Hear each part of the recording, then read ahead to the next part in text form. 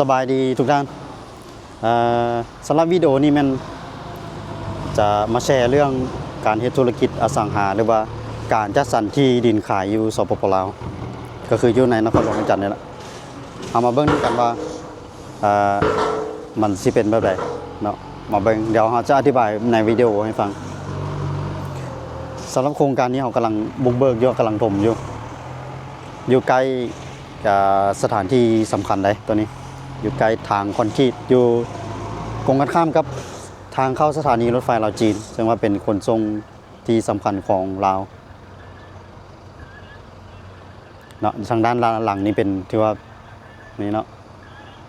อยู่ด้านหลังกำลังบุกเบิก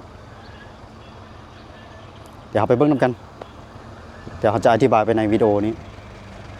หากว่าท่านใดสนใจเรื่องธุรกิจอสังหาริมทรัพย์แบบนี้ลองศึกษาข้อมูลเบิ่งได้เนาะโครงการนี้มันเราจะใช้เวลาพัฒนาหรือว่าใช้เวลาถมดินขายนี้ประมาณ1 อาทิตย์เนาะตามที่ได้ตกลงกันนะจะเร่งช่วยกันก็คือทางฝ่ายเบื้องถมดินนี้เจ้าจะเร่งให้ภายในอาทิตย์หนึ่งให้มันแล้วซึ่งรถเอาเข้ามาเกือบ30 คันรถที่เอาเข้ามาคนถือว่าเร่งกันเลยแหละทุกมือถ้าว่าฝนบ่ตกบ่ยังตื่มก็จะไปได้ดีแต่ว่าการเฮ็ดธุรกิจตัวอสังหาจัดที่นี้มันเขาสามารถถมไปขายไปได้เลยเพราะว่าทุกมือนี่มันเปิดกว้างก็คือไซต์ออนไลน์ขายทาง Facebook ทาง TikTok อย่างต่างๆนะหรือผู้ใดมีแพลตฟอร์มตัวใดที่มีฐานลูกค้าอยู่แล้วก็จะกระจายออกไปให้ลูกค้าฐานลูกค้าของตัวเองนั้นทำโฮง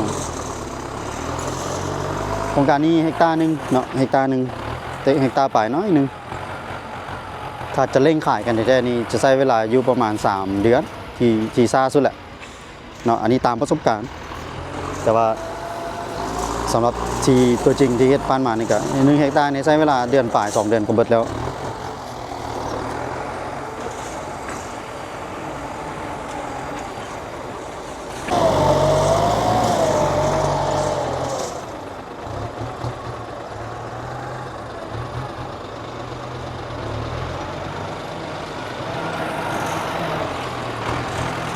สำหรับโครงการนี้มัน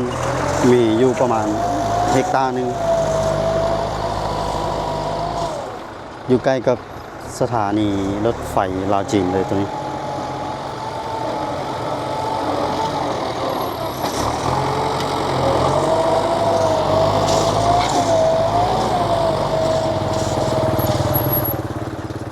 พวกอสังหาริมจัดสรรที่ขายนี่อยู่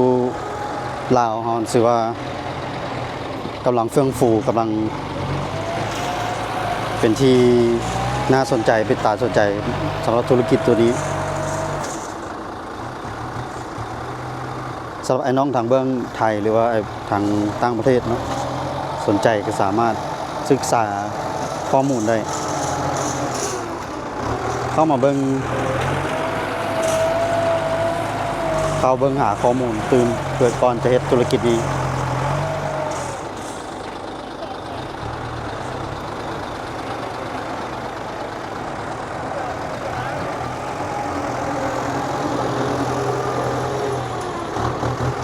กำลังถมที่แล้วจะเฮ็ดให้มันครบเลยไฟฟ้าน้ำประปาแล้วก็เฮ็ดถนนหนทางเนี่ยจะปูทางมาแต่พี่เลยปูทางเข้ามาตั้งแต่พูดแหละหน้าทางคอนกรีตจะได้มาเต็มรูปแบบเลยซึ่งว่าอาจจะใช้เวลาประมาณอาทิตย์หนึ่งหรือ2 อาทิตย์พูดแหละจึงแล้วเนี่ยตอนนี้ฝนตกหนัก2 คืนซ้อนน้ำเต็มทุ่งนาเลย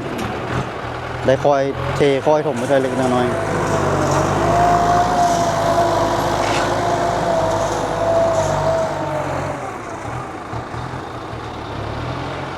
เกือบ20 รถเราได้แต่ซ้ำนี่แหละโครงการนี้งบในการพัฒนาถมดินนี่ถือว่าบานปลายแน่นอน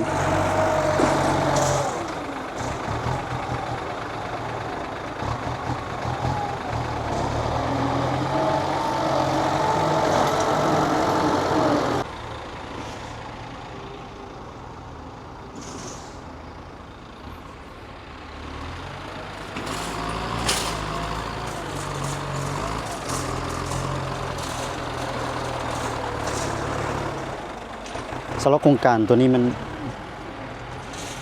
มีเนื้อที่ประมาณ1เฮกตาร์1เฮกตาร์เอามาแบ่งก็จะได้อยู่ประมาณ22 23ตอนหรือว่าสูงสุดก็ประมาณ26ถ้าเขาจะแบ่งเป็นล็อกขายแต่ว่าส่วนหลายแล้วอยู่ลาวเนาะก็คืออยู่นครหลวงเวียงจันทน์นี่มันก็จะสนใจในการซื้อเป็นแมตเอาซื้อเป็นแมตก็เลยหรือว่าซื้อเป็นตาแมตนะครับขายเป็นตาแมตถือว่าขายง่ายขายเมื่อไวแผนของโครงการตัวนี้มันจะขายเมื่อภายใน3 เดือนแต่ตามประสบการณ์ที่เฮ็ดผ่านมาเนี่ยมันเฮกตาร์นึงนี่ใช้เวลาเดือนปลายก็เบิดแล้วเร่งขายเดือนปลายก็เบิดแล้วเพราะมีทีมงานที่เก่งทั้งออฟไลน์ทั้งออนไลน์ก็เจ้าพากันดึงเอาลูกค้าเข้ามาที่ว่าขายหลายขายดีคือกัน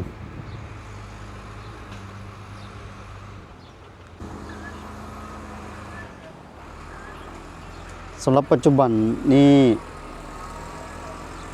ถ้าเว้าถึงการแบ่งตลาดนี้ก็ถือว่าแข่งขันกันสูงเลยตามมานะใบทะเบียน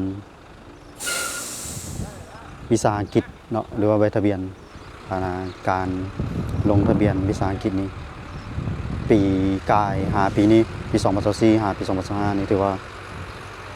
มีเพิ่มขึ้นพวกเฮ็ดธุรกิจพวกดิจิทัลพวกนี้แต่จะบ่ได้สู้กันเรื่องผู้ใดขายอย่างหรอกบ่ได้สู้กันเรื่องตลาดแบบนั้นแต่จะสู้กันในหน้าในเวียกที่ทีมขายผู้ใดมีทีมขายที่หลายมีทีมขายที่เก่งทั้งออนไลน์ทั้งออฟไลน์แล้วแม่นถือว่าไปยาวสำหรับเฮ็ดธุรกิจอสังหาแบบนี้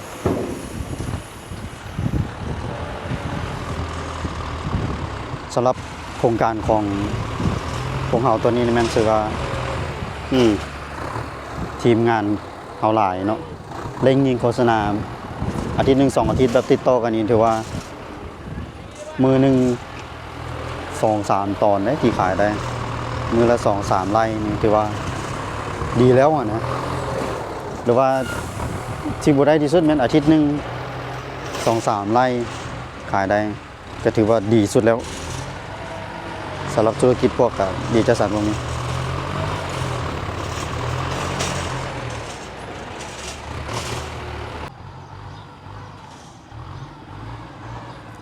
นี่เนาะทุกท่านนี่ก็เกือบหมดมือถมตั้งแต่เช้าพุ่นล่ะ8 โมง 9 โมงเช้าจนฮอดปัจจุบันนี้ลงไปเพียงแต่น้อยนึงก็ถือว่าเอารถดินลงหลายรถเติบรถ24 เมตรก่อนรถ34 เมตรก่อนลงหลายเติบบ่ง่ายเลยทุกท่านศึกษาเบิ่งได้การเฮ็ดธุรกิจดิจิทัลนี่ถือว่าบ่ง่ายแล้วก็บ่ยากปานใด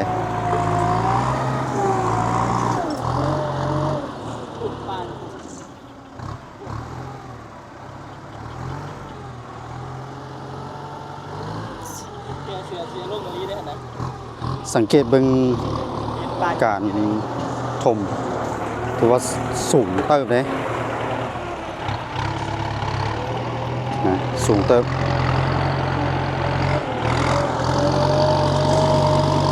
เอาเข้ามาที่ตามเบิ่งนำกันโครงการนี้เอาสิถ่ายรูปถ่ายวิดีโอไปเรื่อยๆจนกว่าจะสำเร็จโครงการพุ่นล่ะสิถ่ายให้เบิ่งว่าการจัดสรรที่มันเป็นอะไรการเฮ็ดธุรกิจนี้มันยากมันง่ายสำใดเดี๋ยวจะอธิบายให้ฟังตื่ม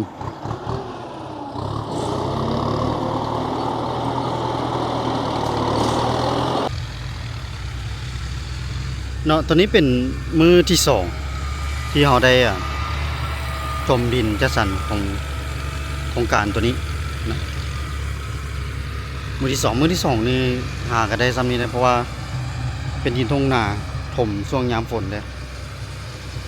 ยามฝนยามนี้ถมยากที่สุดเลยถือว่าอันน่ะบ่ยากปานใดแล้วก็บ่ง่ายปานใดสำหรับตัวโครงการตัวนี้เนาะสำหรับท่านใดที่กำลังศึกษาข้อมูลหรือว่าอยากเฮ็ดธุรกิจเกี่ยวกับอสังหาที่ดินจัดสรรนี้ก็สามารถศึกษาไปนำกันได้ตามคลิปวิดีโอที่เราเฮ็ดอยู่นี่เนาะสำหรับ EP นี้แหละ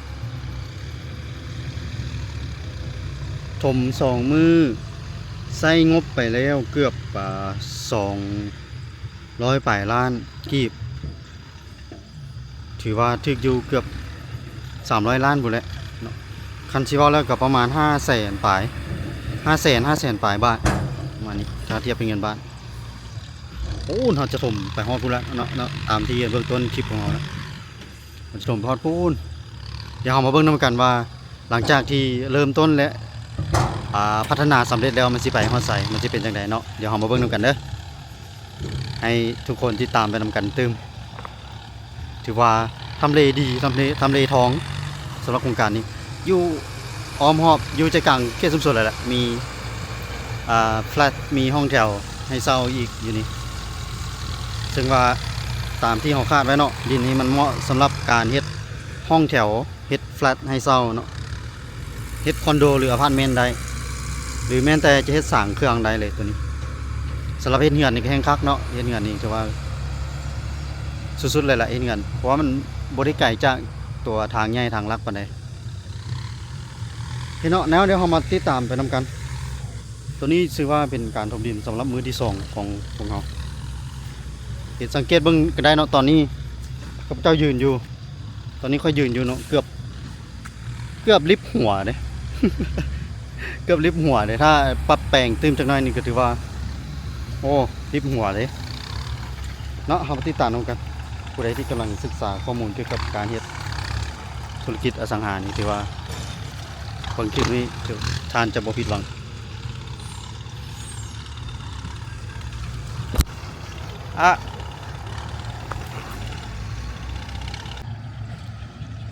ช่วงแรงๆของมือที่2ตัวนี้มือที่2แต่ว่ามาไวเติบเนาะโอ้นแหละเขาจะถมไปฮอดพุ่น1 เฮกตาร์มาเบิ่งกันว่า1 เฮกตาร์มันสิเสียงบไปประมาณเท่าไหร่เขาตั้งงบไว้ประมาณ700 ล้านเนาะงบในการถมดินตัวนี้แหละผมเลิกผมเกือบลิฟต์หัวหมดแหละเกือบ2 เมตรผมท่านใดสนใจเกี่ยวกับธุรกิจอสังหาการจัดสรรที่ดินขายนี่มันตัวนี้เด้อเบิ่งคลิปนี้ให้จบเนาะเขาสิอัปเดตแต่ละโครงการไปมาเบิ่งโครงการตัวนี้เขากำลังเบิ่งใหม่นำกันผู้ใดที่คิดจะเฮ็ดธุรกิจนี้หรือว่าเป็นอย่างก็หวังว่ามันจะเป็นแนวทางให้กับทุกท่านที่เข้ามารับฟังรับชม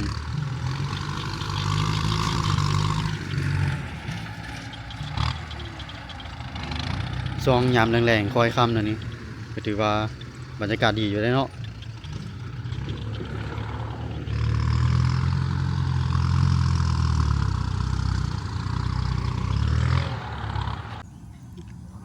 อ๋อกล้องหากะแปลงไม่ได้เฮ็ดกล้องหลุดมือ หลังจากห่างหายไปประมาณเกือบ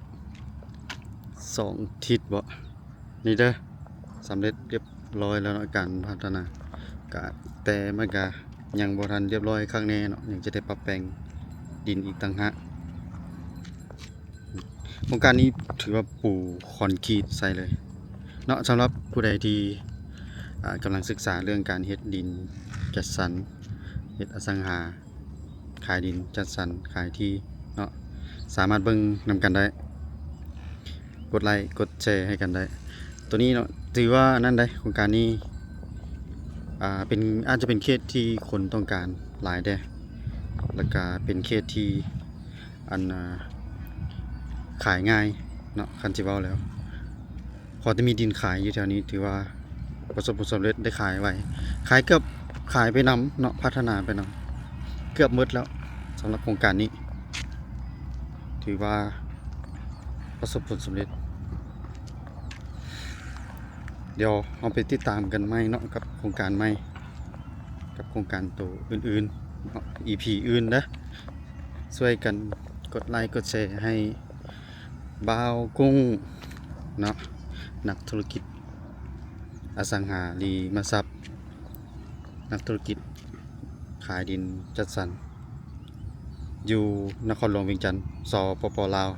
นะ